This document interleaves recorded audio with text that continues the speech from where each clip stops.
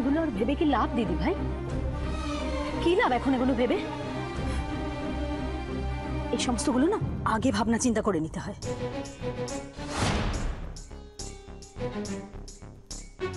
শোনো, এত বড় একজন কোটিপতি, সে সাবুকে বিয়ে করতে রাজি হয়ে গেল। যেই রাজি হয়ে গেল অমনি সবাই নেচে উঠলো। কি দারুণ ব্যাপার, তাই না? আরে বাবা, এই বয়সের একটা মেয়েকে কেউ যদি বিয়ে করতে রাজি হয়ে যায়, তাহলে তার কি উদ্দেশ্য সেটা ভালো করে জেনে নিতে হয় না? আমাদের কপাল অনেক ভালো, বুঝতে পেরেছো? অনেক ভালো আমাদের কপাল যে ইনুর মতন ঘর করার পর বাচ্চা সমেত এখানে বসিয়ে দিয়ে যায়।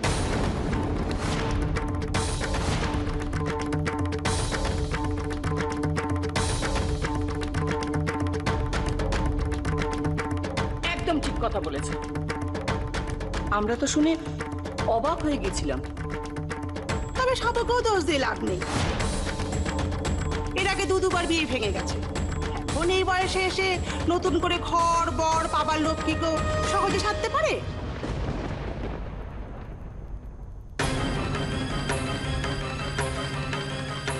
বুড়ো বয়সে ভীমরতি বলে না, এটা হচ্ছে ঠিক তাই।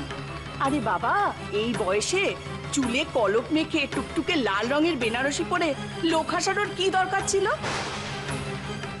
তোমরা দয়া করে একটু চুপ করবে। চুপ করবে তোমরা। এসব কথা বলার কি এটা সময়?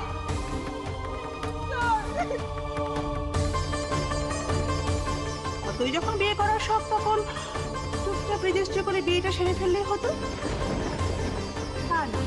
ভেড়া পিটিয়ে লোকজন ডেকে নিয়ে এসে এখন হাসানো হতো। দয়া করো, দয়া করো, তোমাদের কাছে হাত জোড় করছি আমি, দয়া করো তোমরা, দয়া করে তোমরা চুপ করো। আমার বর্তিমাকে আর কষ্ট দিও না তোমরা।